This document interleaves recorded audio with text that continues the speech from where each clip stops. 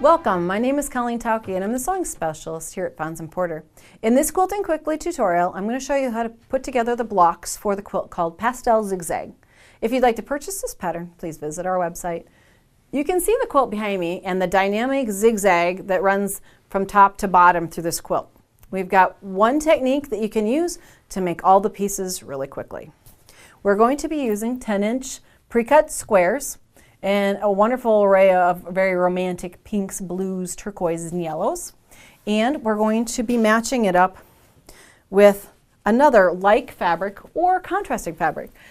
What you have to do is follow the instructions for which two colors to match up throughout the quilt. Very specific instructions, and so that you make the correct number to fit down through each row so that the design is complete. At the very beginning though, we're going to be using a couple of turquoise ones just so you can see contrast. What I'm going to be doing here first is I'm going to sew all the way around the outside of these two fabrics. I've got right sides together. If you don't feel comfortable sewing without pins, you can put in pins near the outer corners. We're going to set our sewing machine for a 1/4 inch seam, and we're going to stitch the exterior edges all the way around this quilt, or these two blocks. Now, in order to keep organized, like I said, the instructions are very specific about the color combination that you need to pick up and to stitch. Once you've got those stitched and sliced apart, you'll see here in a moment, keep those like pieces together in a pile. And then when it comes to laying it out, you'll be able to pick up that specific pile and be ready to create your rows. Okay. It's a great way to practice a 1/4 inch seam. It also might be a good project to start as a beginner or with a quilt friend or a young person you're wanting to teach to quilt. Working on a 1/4 inch seam like this, very repetitive and very easy for a beginner to start with. One side left, get through. Now when we go to actually the cutting part next, whoops, cut that thread. You're going to want to take this to the ironing board and you're going to want to press and set that seam to kind of embed those threads around the edges.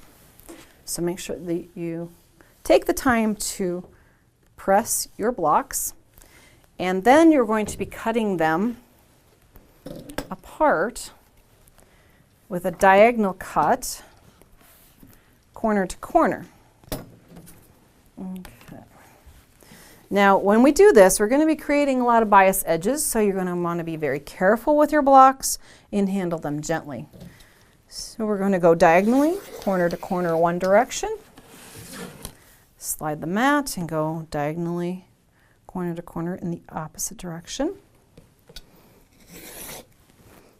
This is a way to make 4 triangle squares relatively quickly, 4 that are all of the same matching fabrics. Now remember, those outer edges are all bias edges, so be very gentle with them. Kind of open them with your finger first, take them to the iron, then pressing those seam allowances to one side. It's kind of a reminder about bias edges and that we can cause distortion when we're ironing. So gently take them to the ironing board, press that seam then nice and flat.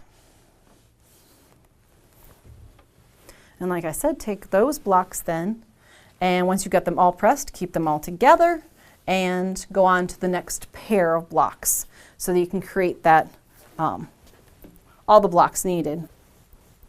Now, once you're ready to start putting together your vertical rows through this quilt, I've got some of them already joined. You'll want to follow the diagrams. Slide this out of the way a bit, because there is just a little bit of something you need to notice when you're putting together these rows, that they're offset just a little bit. Let's see. The green and yellow is our next one. See, even when you've worked with them for a while, want to make sure that, let's see, purple and yellow. Purple and yellow should be my first row. See, even me working with them all the time. Okay, here, purple's on the outside, then yellow, and it's offset by half a block. So now you can see that yellow zigzags start to go down through there. So you've got green, and there's a green that goes with it. Again, this is offset by half a block. You'll want to measure and make sure that is centered right in the center there. And then a blue print with blue here. And I'm out of space. You might need a design wall to work on this one. But you'll see they're offset, and then you will go back once you join the rows together and cut straight along the top. So you'll want to measure the halfway point here and make sure this is aligned. Follow the diagrams in your pattern. If you'd like to see more of our Quilting Quickly videos, please visit our website. Thanks for joining me today.